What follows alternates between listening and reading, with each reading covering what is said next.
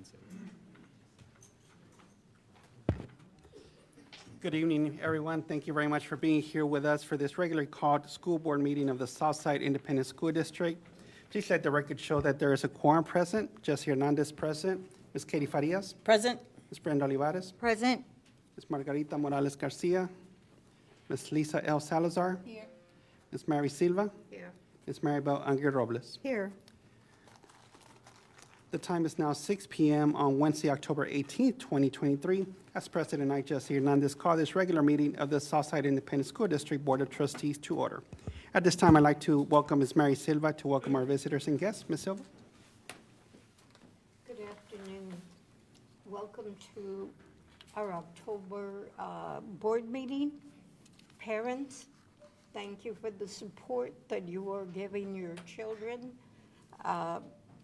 Thank you for backing up their achievements. Administrators and staff, thank you for being here. I know the year is in full swing and there is so much you all have to do, and yet you take the time to be here to support our students and to support us. Once again, thank you all for being here. Thank you, Ms. Silva. Please note that this meeting is being held and has been posted in accordance with Government Code Chapter 551, State of Texas Open Meetings Act. If during the course of this meeting, the board should determine that a closed or executive meeting or session of the local board is required, then such closed or executive meeting or session can be held as authorized by the Texas Open Meetings Act, Texas Government Code 551. At this time, if we can please welcome our students and rise for the Pledge of Allegiance.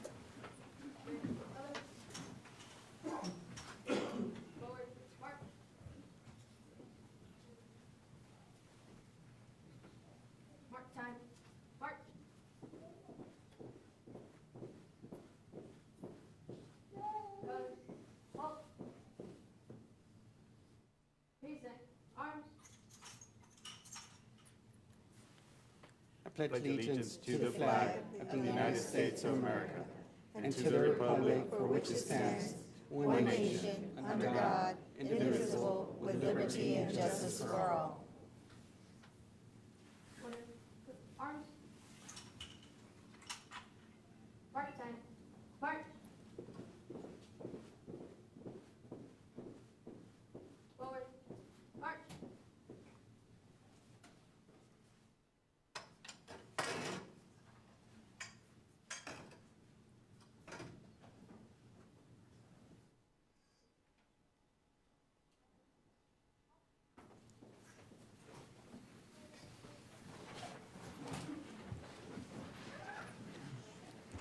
Thank you. At this time, we'll move on to public comment, and I'd like to invite Ms. Lisa L. Salazar. Thank you.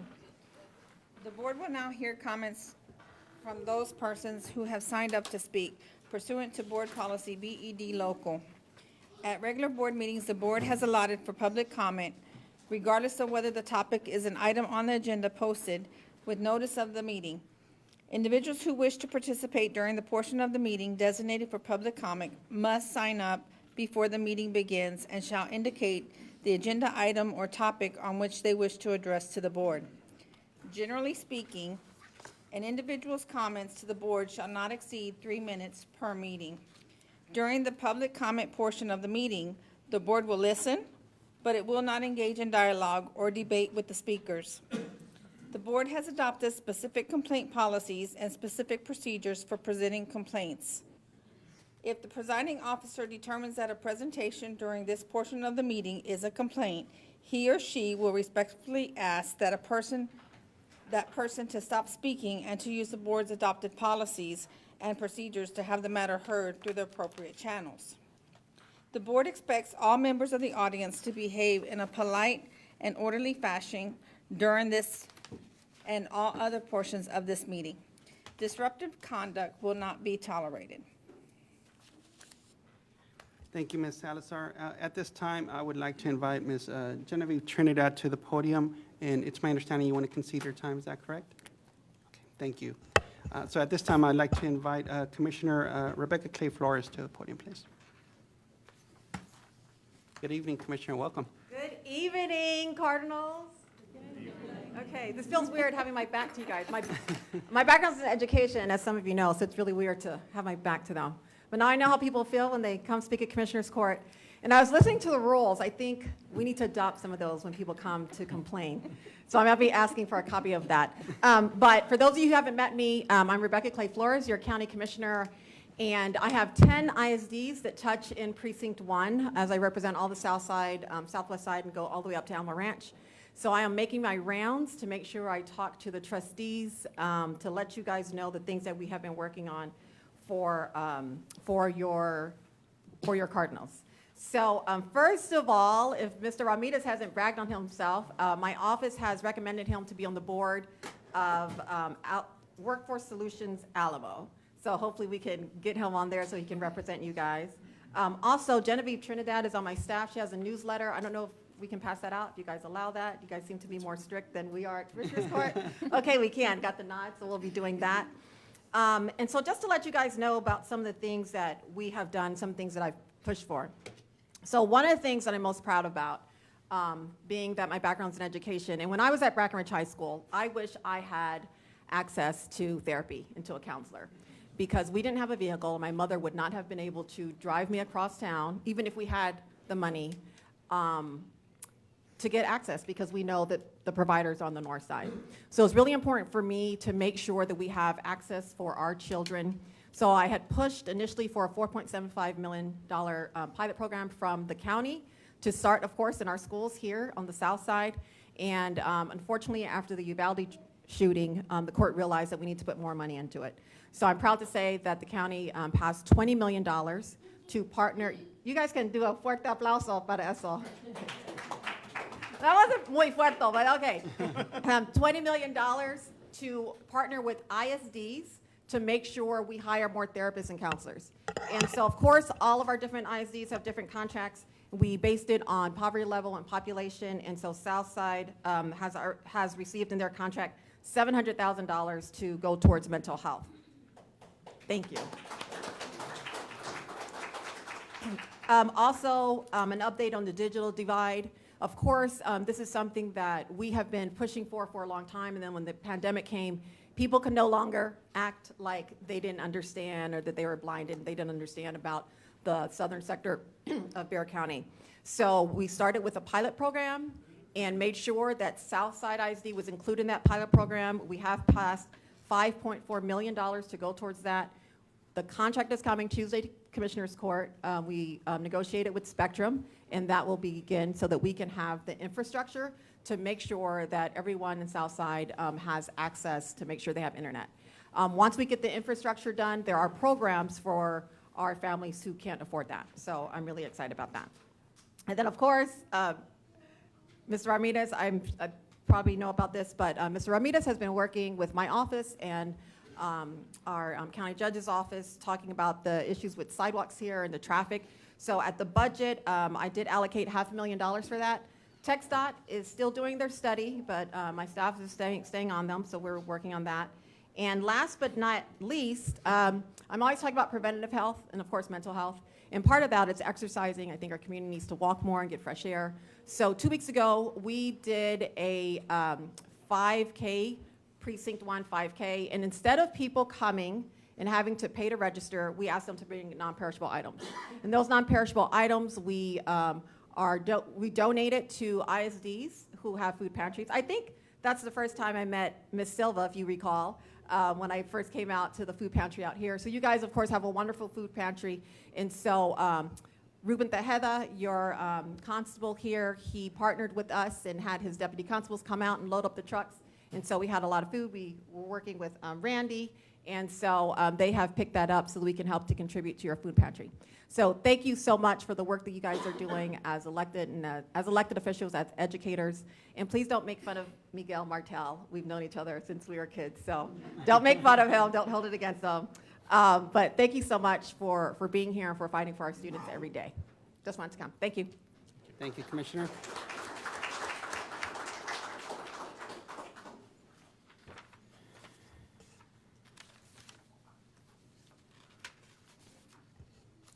Okay, at this time, we'll move on to item number 4, consent agenda. At this time, do I have any comments or motion for approval of items A through C?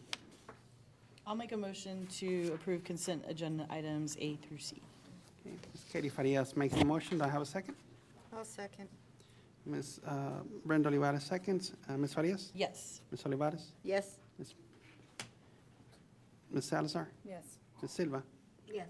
Ms. Younger Robles? Yes. And I just unanimous yes, motion carries.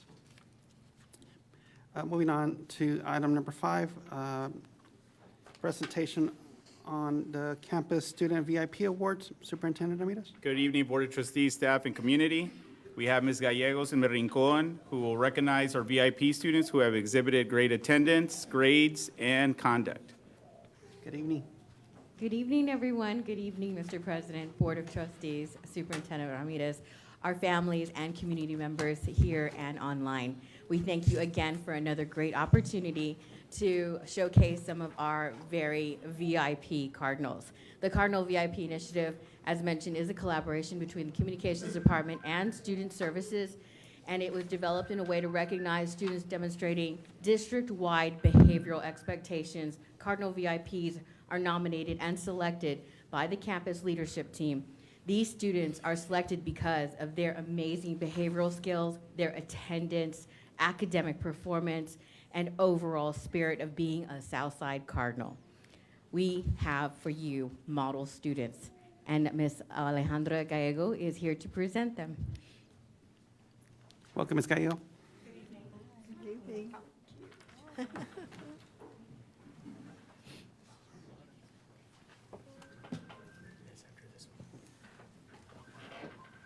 Good evening. So this month's Cardinal VIP students are from Menchaca Early Childhood. We have Esperanza Lopez.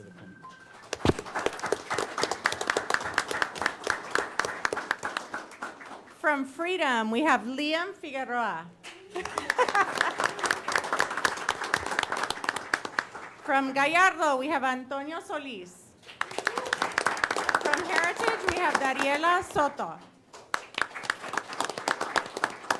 From Pierce, we have Janaya Cersei. From Losoya, we have Alejandra Tapia. From Matthey, we have Kevin Vera. Then from the high school, we have Daniela Walker.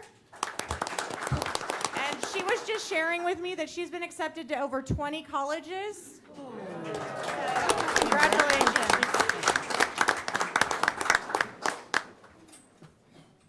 So cool.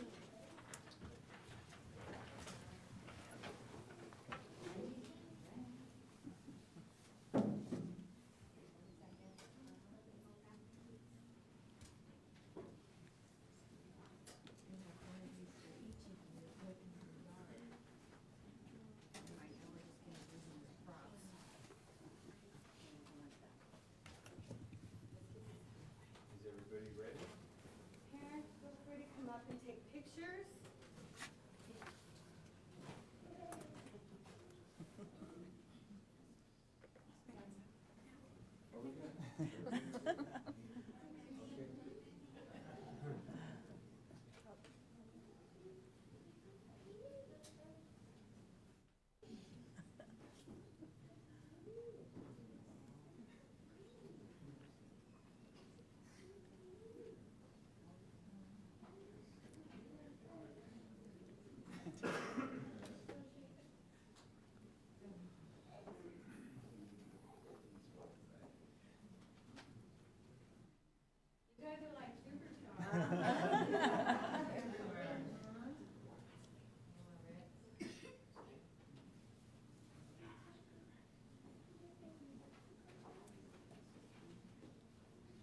All right, congratulations. Congratulations, guys.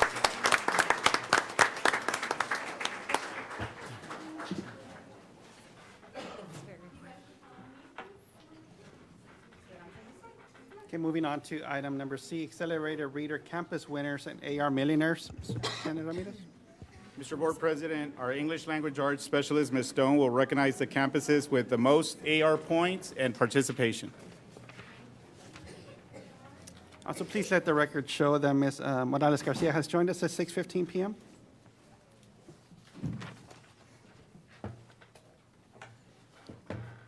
Good evening, Ms. Stone, welcome. Good evening. It seems so long ago.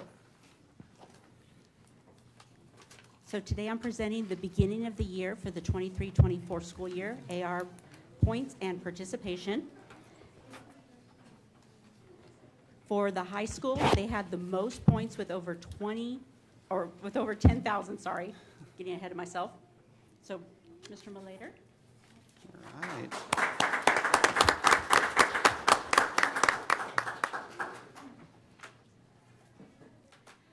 For participation, we have Gallardo with 98.1%. Wow. They beat out Losoya by 0.1%.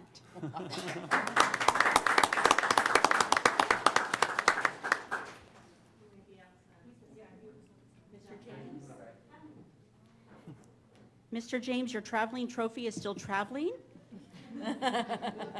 And I will get that to you as soon as it has a pit stop. So for the beginning of the year, we have 10 AR word millionaires. We're going to start with Losoya, with Nina Cantu and Braden Gonzalez.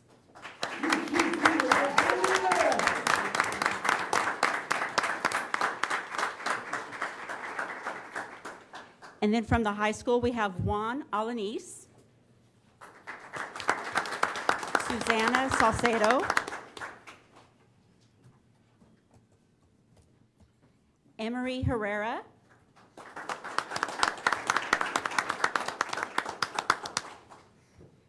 and the rest are listed that weren't able to join us tonight.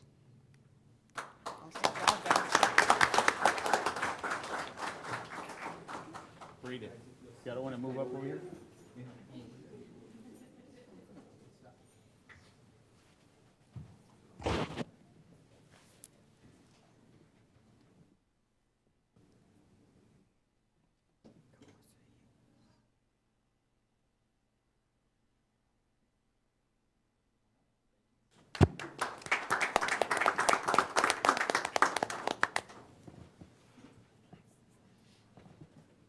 Congratulations. Congratulations, guys.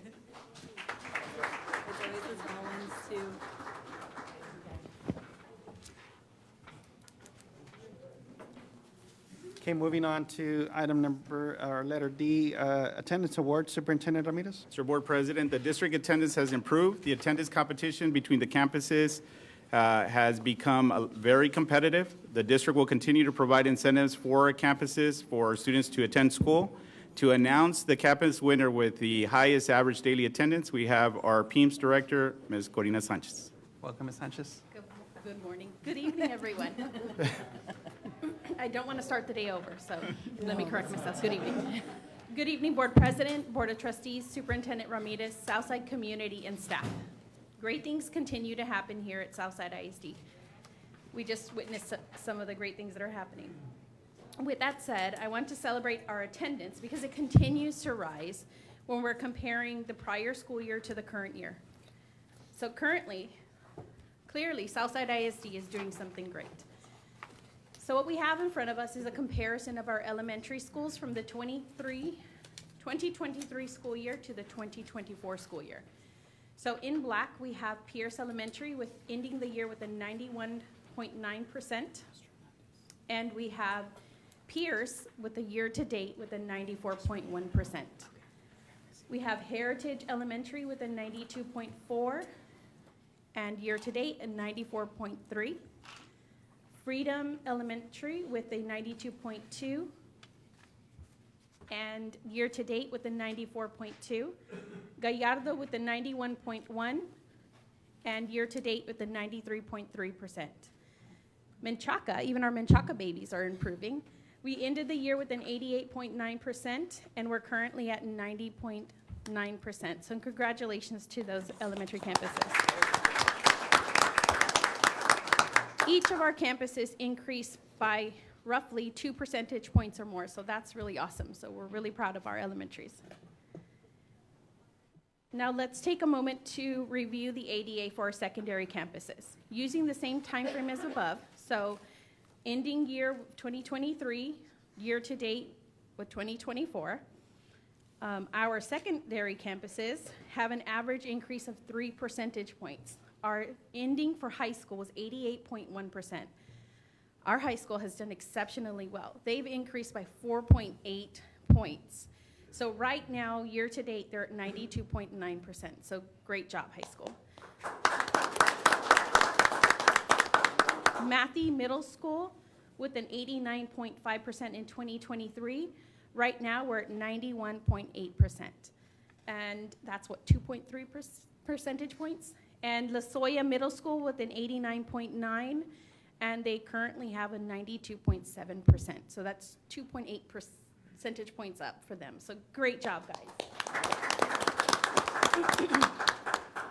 This success is partly attributed to the renewed commitment of the district itself, the campuses bringing awareness to student attendance, and student attendance itself encourages responsibility, a sense of routine.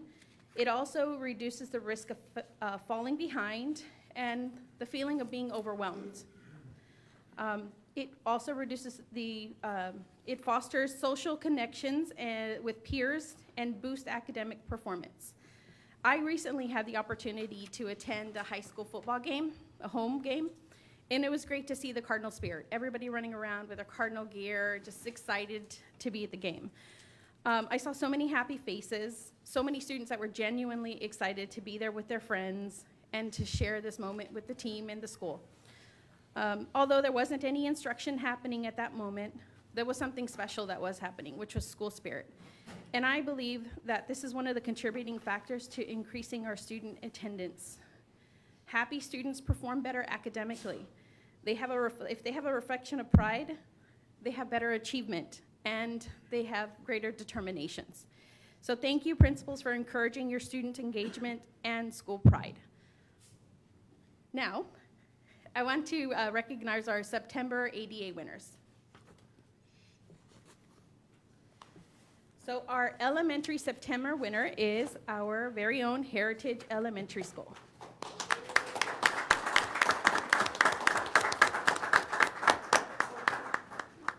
Mrs. Puente is very close to our 95% attendance goal, so congratulations. No, thank you. I also want to acknowledge Freedom, Pierce, Gallardo, and Menchaca. They were also very, very close, following very closely behind. And we have our secondary attendance winner, which is Southside High School.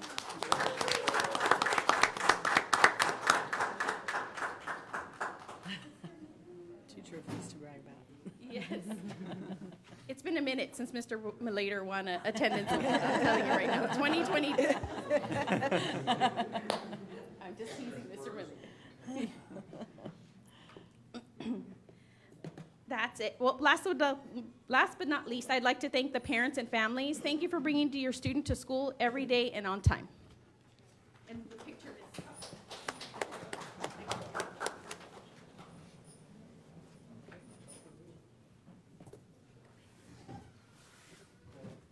Oh, okay.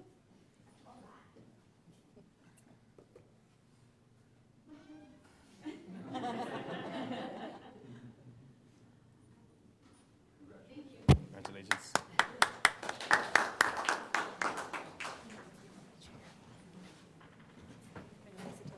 Ms. Sanchez, before you step away, can I ask a question?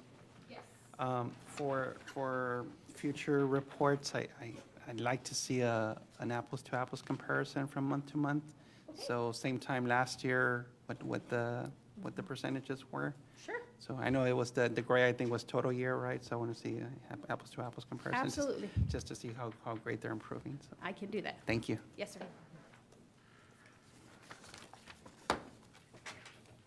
Okay, moving on to presentation, updated tables for Losoya and Matthey Middle School. Superintendent? Mr. Board President, new tables have been added to Losoya and Matthey. They have become the highlight of our middle school cafeteria.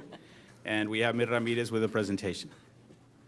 Good evening, Board President, members of the board, Mr. Ramirez.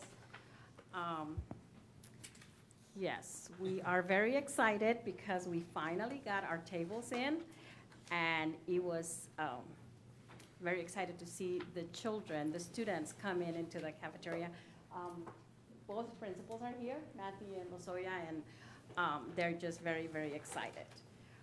We came to you and asked for permission to spend about $128,000 on tables, and we received them on October 5th. We are short 5 tables at Matthey and 1 table at Losoya, but they're coming in next week. So here we go. Oh, nice. So they're a little different. They give the black color stands out in the cafeteria. We order a total of 30 tables per cafeteria with 360 seating availability. 10 of those tables have logos just to make it more fun. So this is Losoya Middle School, and that's how they look. So it's exciting to see this. This is Matthey, so they're very similar, just they have their own logo. Like it. So I just came to brag. You can do that anytime. Thank you.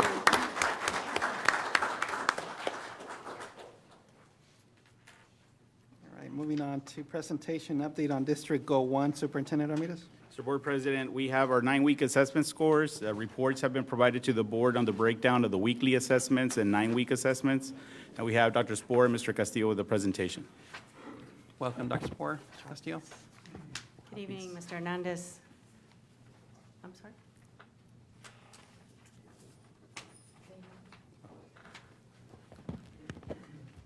Good evening, members of the board, Mr. Ramirez. We're here to brag as well, and what we would like to bring to you tonight is we've given you quite a bit of information and very condensed for what we're going to share right now. So let's talk growth and student achievement for the first quarter of the school year. We are 1/4 of the way through. Hard to believe, but 1/4 of the way through this school year. So what we'd like to look at is elementary reading. First of all, let me explain a little bit about what you're seeing here. So we are going to compare, as Mr. Hernandez said, apples to apples. We're looking at our first 9 weeks test. So at the end of each marking period, each quarter, each 9 weeks, we give a cumulative test in the STAR tested grade subjects that mimics the STAR test, but is a little bit shorter. As the year goes on, it will get longer and more cumulative. So this test covers everything that the students were taught for that first 9 weeks. So you see we have 3rd grade and you have 3 different colors. The black represents all students, the red, the students served in special education, and the lighter color, the lighter red, the students who are identified as emergent bilingual. And the reason you have side-by-side 2 numbers is last year to this year. So last year in 3rd grade at this time, the first 9 weeks, the average score, so this is the passing average, our passing rate was a 28. Now, this year, it's a 62, so a huge jump. Again, last year, this was their first time to see the new test item types. It was a totally different test for them. So we knew that the numbers were going to be low, but we're really excited to see how they grew. Our 3rd grade in special ed last year scored at a 16% passing rate, and this year they're at a 46. And our emergent bilinguals were at a 34, and now they're at a 60. So we saw quite a bit of growth. That same pattern is what we're going to show you for all of these slides, where we're comparing 9 weeks last year to 9 weeks this year for those 3 groups of students.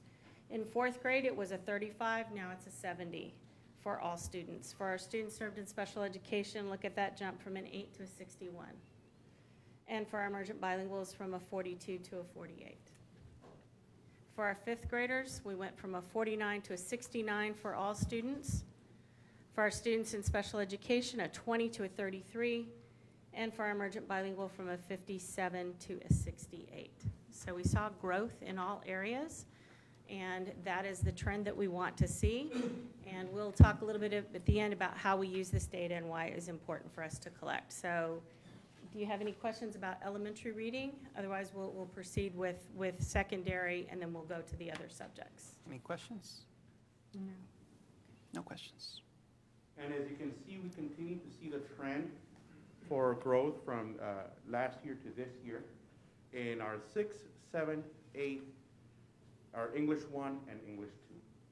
So if we look at our 6th grade, we went from a 40 to a 71 for all students.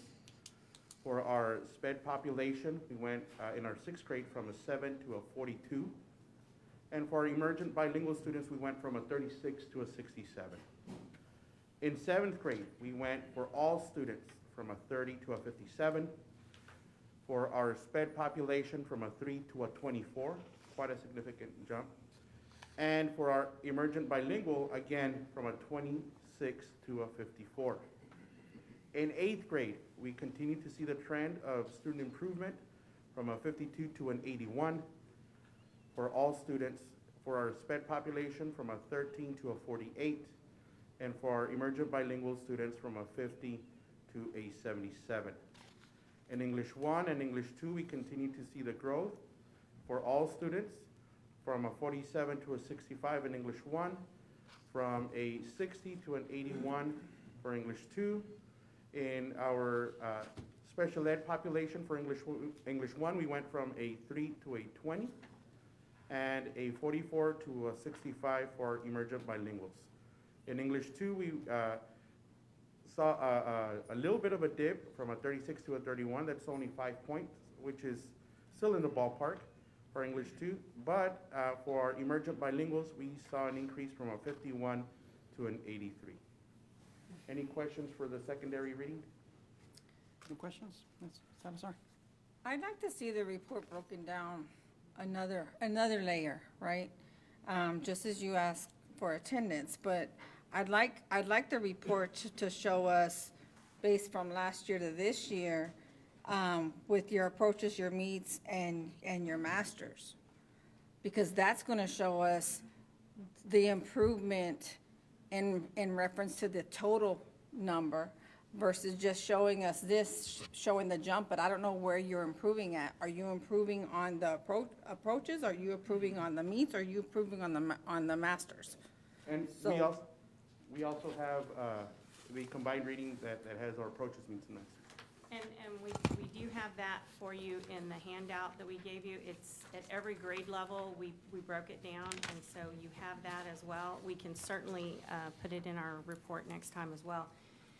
Where we did do approaches, meets, and masters is with the combo of all reading, just for the sake of time, for the number of slides that we give you, if we did that for every grade level, for all sub-pops, but we are happy to bring you whatever you'd like. We have all that data. We look at all that data, absolutely, so do the campuses. What we have here is one of the measures that the state looks at is how did you do in reading? And so they'll take all of the tests together. And here we looked at approaches, meets, and masters.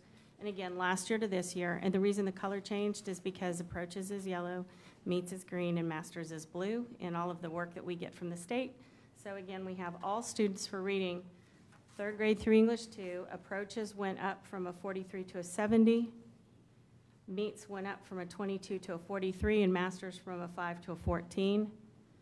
For our students served in special education, approaches went from a 38 to a 53, meets from a 25 to a 26, and we held steady at a 4 for masters. That's all grade levels. We can break it down for you by every grade level as well.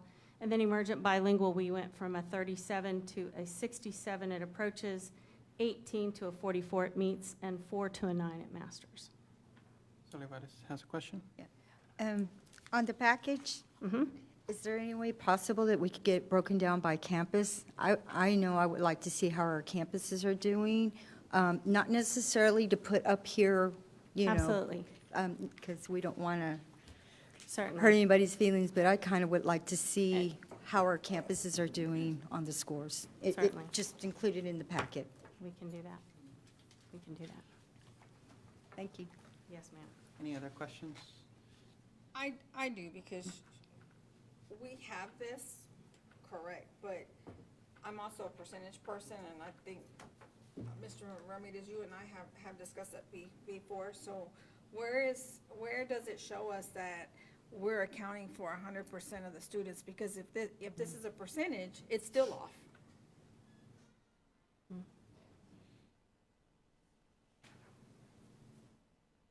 Because if I'm looking at it correctly, and just, I'll take this one, all students, where's the 100% on there?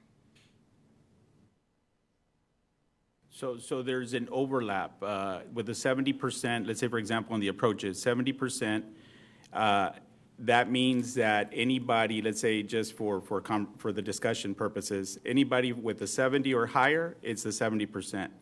And then anybody over here in the meets, it includes all the way, there's an overlap. Any student that was at an 80 or higher, which would count for some of the kids on the approaches. And then on the masters is anybody 90 or above, which would include some students in the meets and also in the approaches that are part of the masters. So it's not separate each category, So but So it's really hard to identify, is what you're saying? we can do a separation where it adds up to 100%, and we only include the kids on the approaches and no overlap for the kids in the meets and no overlap on the kids in the masters. Because those are your true numbers. We can provide that. This is how the state reports it. So if you're a master's kid, essentially you count 3 times. A meets kid, you count twice, because everybody's in approaches. And then the kids who only got approaches don't show up in the meets, but the meets also has masters. So that equivalent of those 14%, they're showing up in the 43 and in the 70. And that's how the state shows it, so that's how we break it out. But we do have all of that data broken out when we work with the campuses and with the teachers. So if you guys would like that, we can certainly share that with you. It can be a bit overwhelming, but we are happy to share all of that with you.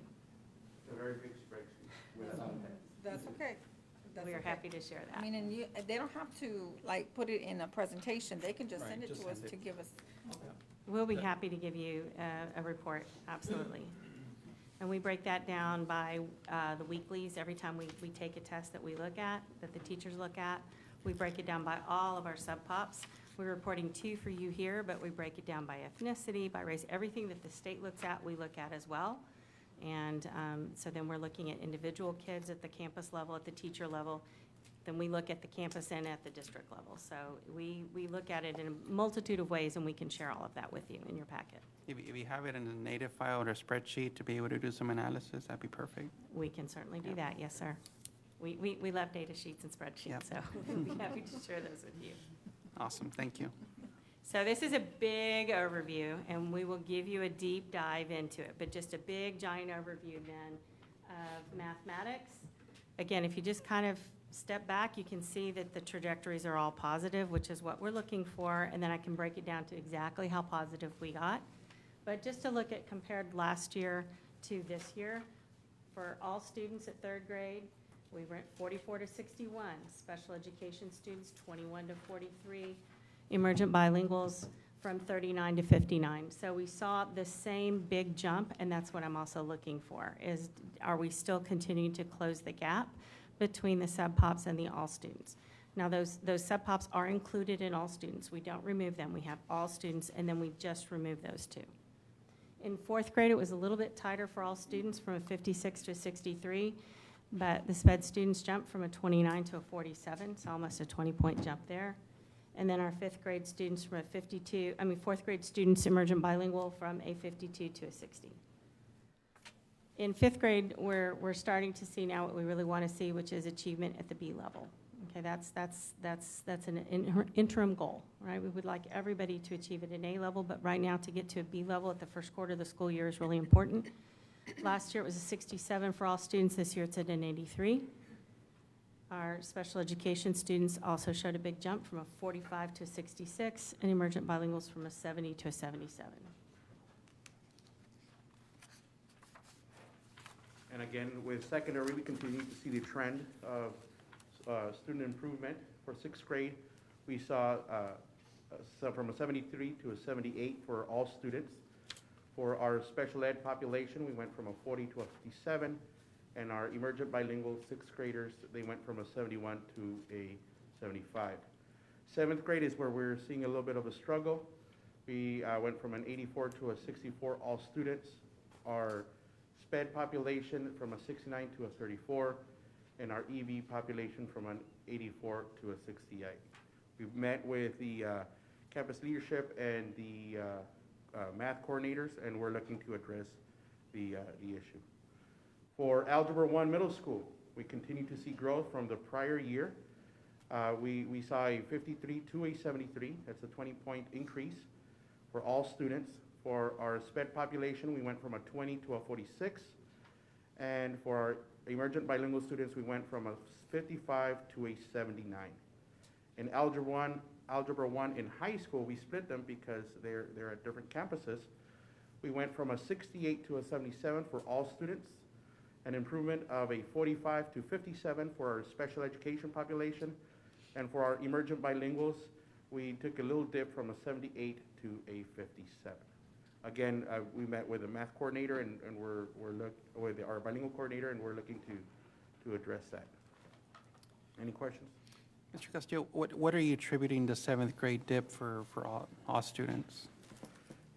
It could be difference in staff, and it's just an anomaly that you see everybody improving, and it's them that they're not having the students excel like everybody else.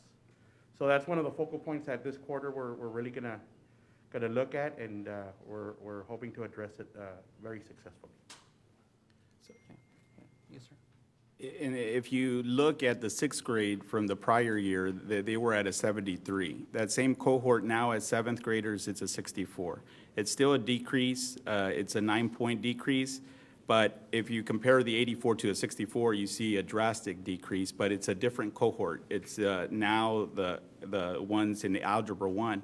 So a better comparison is that 6th grade cohort as 7th graders, and it is a 9-point decrease, but still, it is something that we're addressing because you figure that seeing the growth from all the different grade levels, you would see the growth in 7th grade.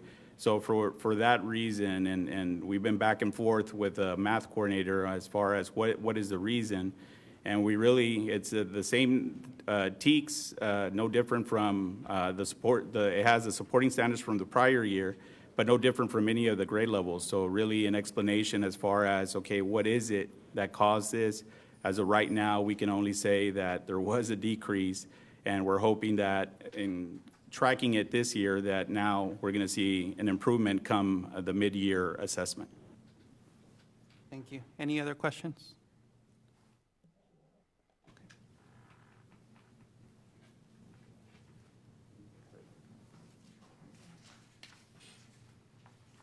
So here you can see that we've got all of the math tests together again, and you've got approaches, meets, and masters last year, this year. And so you can see we saw a gain in all students. So that takes that 7th grade. It gets diluted with all of the other increases. So as a district, this is how the whole district looks. And you can see we had approaches, meets, and masters for all students. 63 to 71, 32 to 47, 13 to 21. And that same trend follows with the special education population from a 39 to 50, 15 to 24, 2 to 6. The emergent bilingual, 63 to 70, 32 to 47, and 13 to 21. Real focus this year is on the meets and masters, increasing rigor for all students and expecting all students to be able to get up there. So we're pleased to see that all students went up. This is just the first quarter, so we know that we're going to have even more gains, and that is the challenge that the teachers have accepted. We've looked at how do we increase the rigor so that students are able to perform at the meets and masters level and not just at the approaches level. For science, looking at 5th grade science for all students is 67 to an 81. Special education, 41 to 53. Emergent bilingual from a 65 to a 79. And the same thing for 8th grade. We continue to see students succeeding. We saw a 58 to a 72 increase in an 8th grade all students. For our special ed population in 8th grade science, we went from a 24 to a 39 in the last year, and from a 55 to a 72 for our emergent bilingual students. For our biology, that's high school, we went from an 81 to an 85 for all students. We went from a 58 to a 66 for our special ed population. And our emergent bilingual students, we went from an 83 to an 89. So overall, we're improving with our student success. Any questions on science? Any questions? No, sir. Thank you. Next slide. Sure. For all students, for approaches, meets, and masters, we went from a 69 to an 80. And then for our meets, we went from a 38 to a 53 for all students. And we doubled from a 12 to a 24 for our masters. For our special ed population, we went from a 40 to a 53 in our approaches. For meets, we went from a 14 to a 24. And for our masters, we went from a 3 to an 8. For our emergent bilingual students, for approaches, we went from a 69 to an 81. For meets, we went from a 38 to a 54. And our masters for our emergent bilingual students, we doubled from an 11 to a 22. And for social studies, we have 8th grade social studies. We continue to see improvement as well for our overall all students in 8th grade. We went from a 46 to a 48. We had a slight dip in our SPED population from a 20 to a 13, and from a 48 to a 45 in our emergent bilingual students. For U.S. history, we're seeing an increase from a 77 to an 84 for all students. For our emergent, for our special ed population, we went from a 51 to a 64, and for our emergent bilingual students, we went from a 56 to a 76. I will note that for 8th grade U.S. history, we do have new staff, so all things considered, I think they're performing pretty well. So for our combined social studies for our 8th grade and U.S. history, overall, we continue to see improvement from a 59 to a 62 for approaches for all students. For meets for all students, we went from a 23 to a 36. For masters, we went from an 8 to a 16, again, for all students. For our SPED population, we went from a 32 to a 28. For approaches, we improved in our meets from a 7 to a 14, and we improved in our masters from a 3 to a 4. So we get more points there. For our emergent bilingual students, we went from a 51 to a 57 for approaches, a 13 to a 30 for our meets, and again, we did really well in our masters from a 4 to 11 points for our emergent bilinguals. Any questions on combined social studies? Any questions? No. No questions. Okay. So just putting it all together on one table, you can see that we've grown for all subjects, for all students, at approaches, at meets, and at masters. And that's what we're really excited about, is to see that our master's percent doubled for all students. That's huge at the first 9 weeks. We expect these percents to go up as we come back at the middle of the year. But basically what we're saying is we've got growth. And we can break it down and show you at the specific grade level, the specific sub-pop, but we are seeing growth. And so what do we do with all of this data? Here you can see our instructional coaches from the elementary school are working with our math coordinator. We use the data to create target groups, and from that, we'll create interventions, individualized plans for students. Our coordinators use it to adjust the curriculum and the assessments. So for example, if we're looking at why did we have a big drop in 7th grade across all? Well, okay, that tells us something about the programming, about the teaching, not just about how the students do. So we use that as a reflective tool for us, and we go back and make those adjustments because things will spiral through. We know that they will see these again coming up on their spring test. So how do we make sure if they were weak in a certain area that we're not going to just forget about it until review time? It gets cycled back through. And then the teachers will continue to use that data to address individual students and their learning gaps. If we have a student who is achieving at a high level, we want to ensure that we're continuing to push them as much as we would push a student who may be struggling to gain. So it's every student. We want to know where they were and get them on a path to continue to grow in their achievement. Any questions? I have Ms. a Olivares? question. No, the clarification on the board book, Luann, What she has up there isn't the same, and I noticed that on one of the slides, if you go back to the slide with, yes. On We that gave you, slide, we gave you 9 weeks assessment, and we gave you the 9-week quiz averages, and we pulled so one you of them didn't off. put that up there for, oops, sorry. We stuck to one data point, the 9 weeks assessments, rather than giving you, we felt like it was probably a little bit too much. So what I put on that slide was not just the 9 weeks assessment, but also the weekly assessments and average of that. So you've got 2 different data points, which is what we used for all of those slides that we gave you. Well, I just want to make sure the rest of the board can see the same thing I see in the board book. That's why I was Yes, ma'am. questioning it. And it's not up there. Yeah, they don't have this. This is different from The what I. one that's in the board book was the original one that was done, and then today we had computer issues, and when they finished, I didn't get to upload it into the board. Oh, okay, all right. I'm sorry. No, that's okay. I will change it out. I just wanted to verify so that way everybody sees the same That's thing. why I printed a copy of this for everybody's place setting Okay. tonight, so that they would have it. All right, sorry. No, our apologies. Yes, ma'am. That's what I have. Great. Any other questions or comments? It's this one. I don't. As you're breaking down your data, have you broken it down and compared to other districts our size? We don't get this kind of information at the 9 weeks from them. We've broken down last year's star to this year's star from other districts. Okay, so So we can do that if the board wants to report on a comparison to districts similar to our demographics and number of students, we can do that.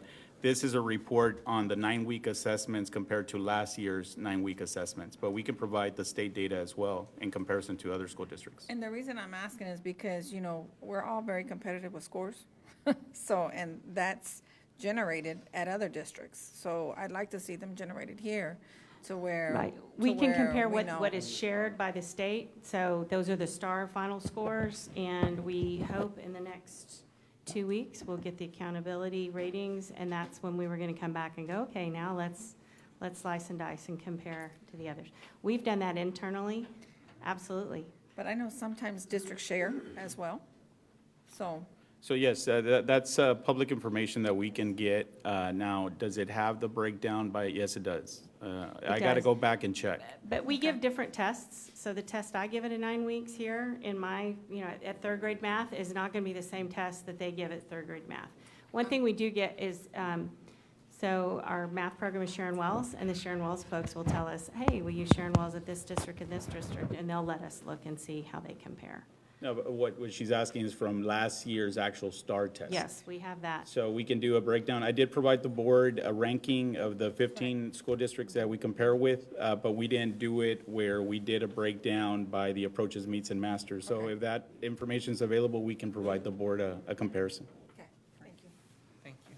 We Any- provided that to the campuses and among the coordinators. We looked at that to see where we were compared to folks in the region and the schools that we're chasing as well. Thank you, Dr. Sport. Any other questions? Okay, thank you. Yes, sir.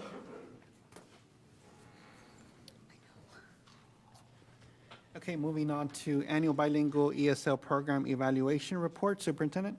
Mr. Board President, we are required to report the annual bilingual evaluation to our community and the board to discuss the progress of our bilingual department. We have Director of Bilingual Programs, Ms. Melissa Martinez. Welcome, Ms. Martinez. Hi. Good evening, Mr. President, valued board members, Superintendent Ramirez, faculty, staff, community that are here with us today, and those joining us online. So as Mr. Ramirez said, each year our bilingual department has an annual program evaluation that recaps the prior year. So the majority of the information that I'll be sharing this evening is from the last school year from 22-23. So if you look at the overview, we had 91% Hispanic Latino, 89% economically disadvantaged, and the current models that we serve here in the district are ESL content-based at elementary and pull out at secondary for ESL, and then the bilingual model we have is dual language, one way, two way.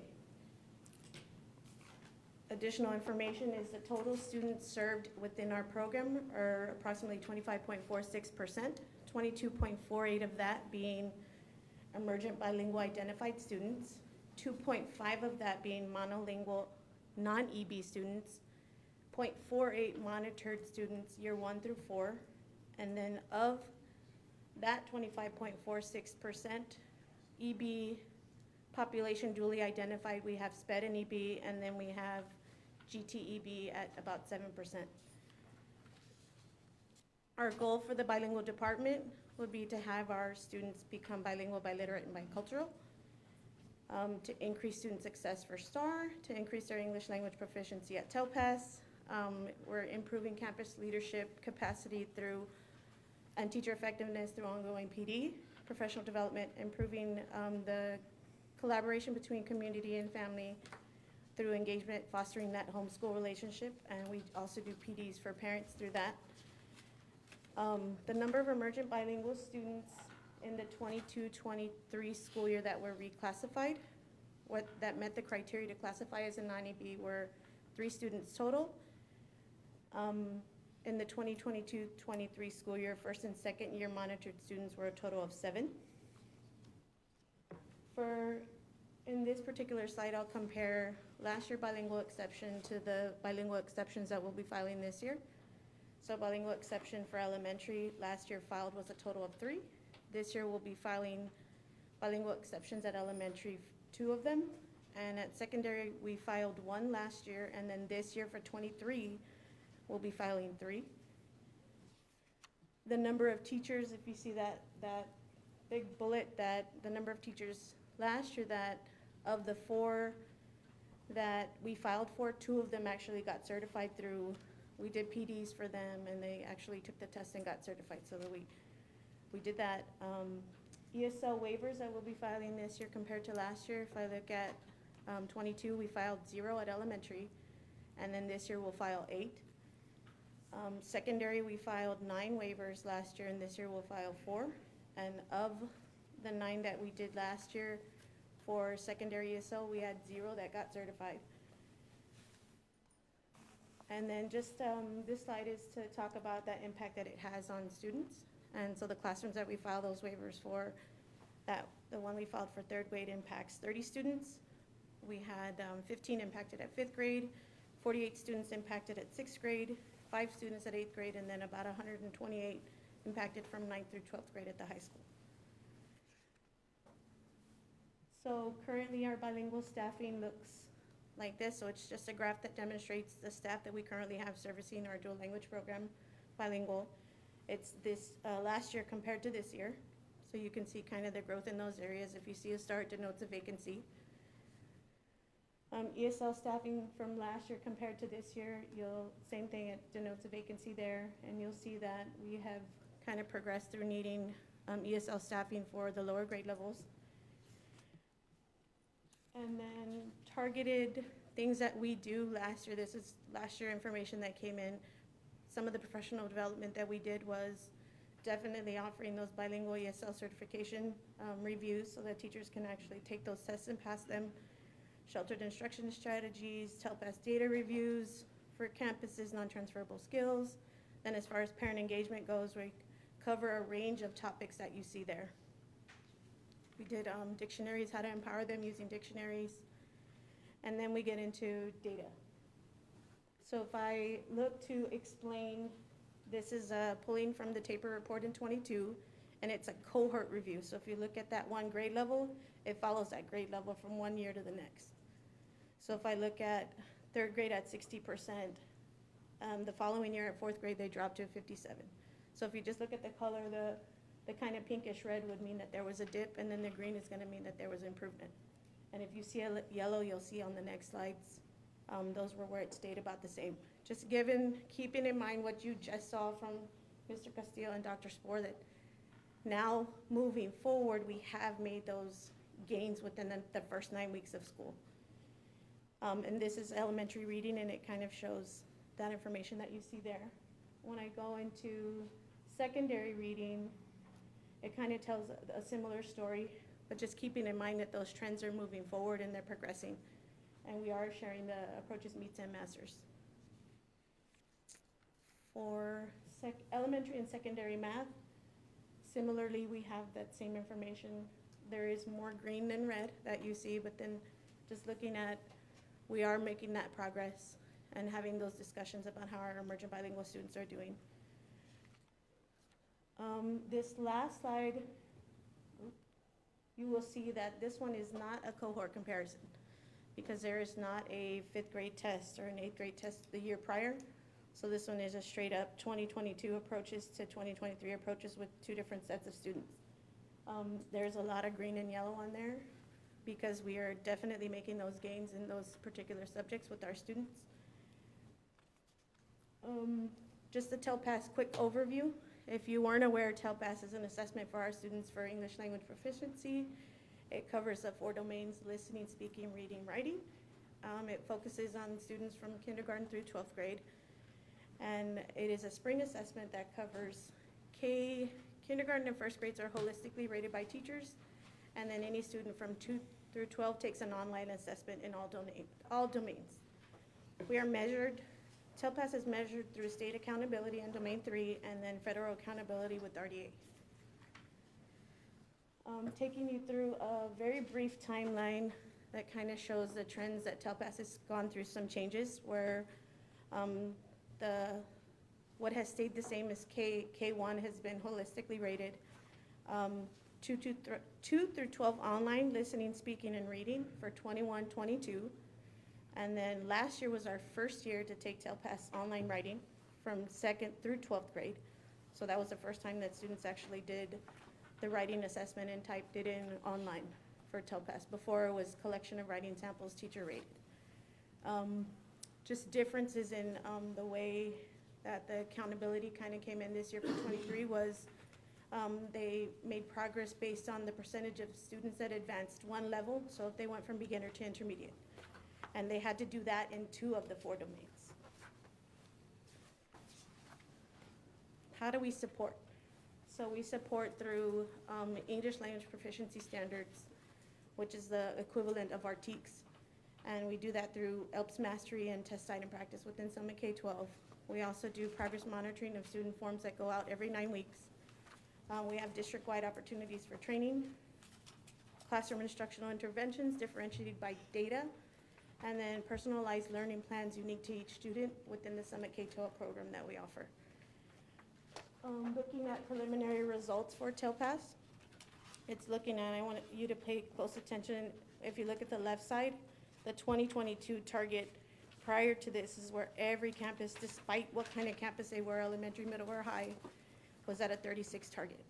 That changed this past year where they made those adjustments to whether, or by campus type. So if you were in elementary, you had a certain target. If you were in middle school, you had a different target. High school had a separate target. So those targets are a little bit different. You look at elementary was a target for 23 at a 49, middle school is at a 44, high school at a 34. That information kind of makes adjustments to 2022. You either got a 0 or a 1. You either got the 36 or you didn't. The state moved towards, let's give them varying points based on whether they're making progress or not. So if you look at our points on the right side in 23 proposed methodology rating, whether it's a 0 or a 4, you can see that our campuses are getting from anywhere from 2 to 4 points. So we don't have any 0s or 1s, which is good. RDA is going to be where I know my predecessor kind of looked at this and said, if you see a number, it's higher, it's not as good. So when you see the lower numbers, the trend is better because we're not staged in areas. So if we look at 2016, we're at a 3, staged in different places. Cut that in half. The upward, downward trend, 21, we were at a 2, and last year we came in at a 1. And then I'll kind of discuss through here why we were at the 1. So, and when you look at this, part of the reason we were at the 1 was because a TELPAS composite rating for students multi-year within the beginner and intermediate TELPAS category.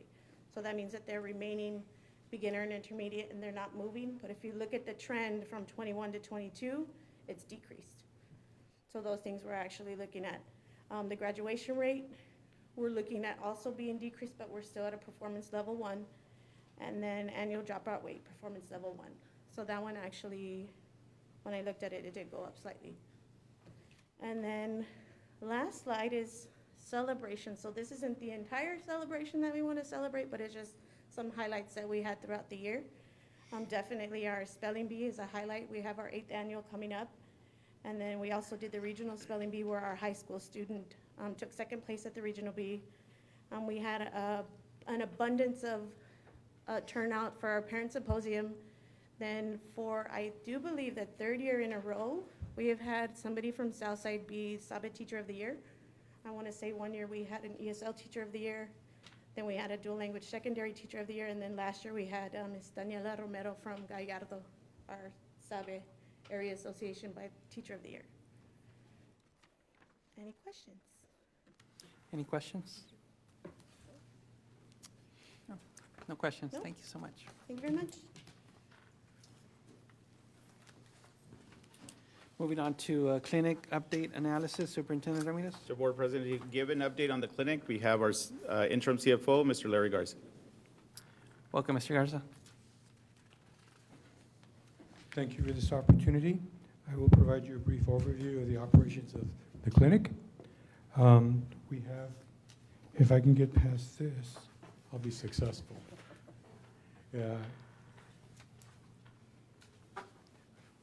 I have a report to provide you some data on who is visiting the clinic. We have total unique patients. What is a unique patient? That's a patient that maybe have gone 2 or 3 times, but we only counted them 1. No redundancy. We had a total of 112 unique patients. We had patient employees, of those 112, 105. Some of them could have been spouses or other individuals within the family unit that are covered under Humana. Unique patients, spouse 1, and then unique patients dependents were 6. This is a bar graph that gives you a more representation of not only the total of visits, but the unique patients. So we put a bar graph out there for you to look and see how many we have. You'll see that they're color-coded, 157. Does represent 157 total visits by the unique patients. So you'll see some counts there.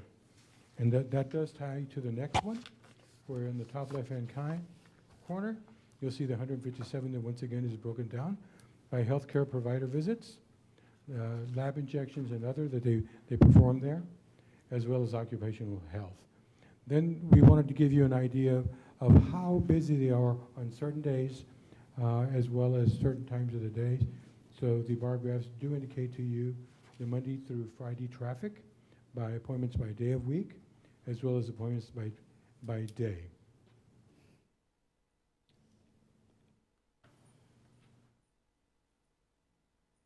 Okay. I think that is it. Yep, that was the last one. Any questions on the clinic update? No questions, Mr. Garza. Thank you so much. Thank you, guys. I'm better with numbers than I am with a clicker. Thank you, guys, very much. Okay, at this time, the board's going to adjourn to a closed meeting in accordance with Texas Open Meetings Act, Texas Government Code 551.071, 551.074, and 551.076 to consider the following. Item A, safety, security findings, and plan of action per Texas Government Code 551.076. Item B, pursuant to Texas Government Code 551.071, the board will consult with its legal counsel regarding the existing interlocal agreement for participation in the tax increment reinvestment zone and subsequent amendment. Item C, pursuant to Texas Government Code Section 551.071, consultation with attorney for an update on district financial reports. Item D, Texas Government Code 551.074, consider and take possible action regarding approval of hiring of a chief financial officer. The time is now 7:09 p.m., and we are in closed session.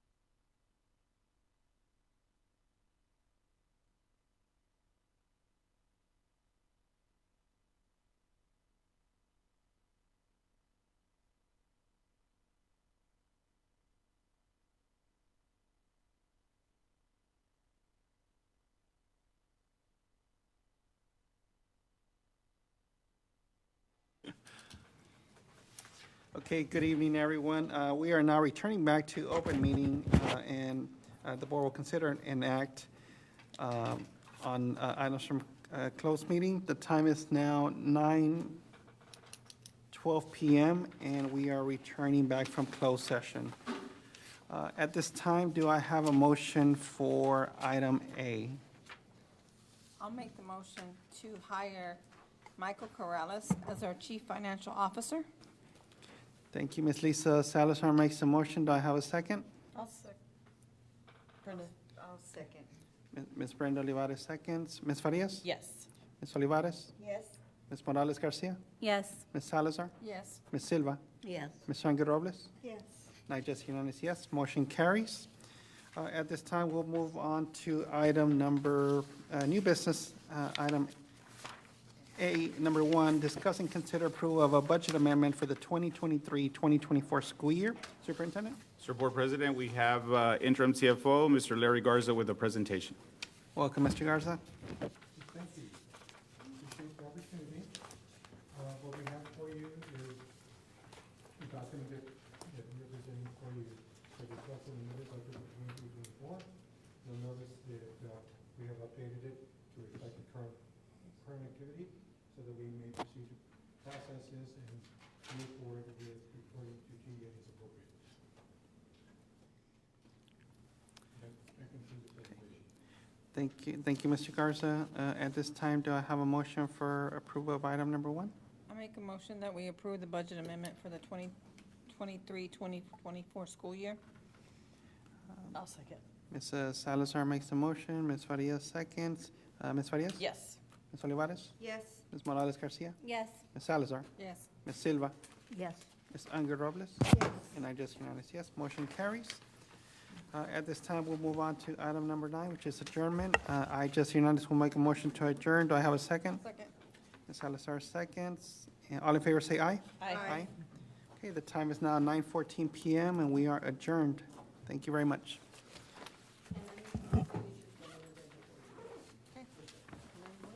Start with Lisa. 9:14. 40 or 14? 14. Okay. Salazar. She made the motion or she seconded? What? Just made the motion and then she seconded.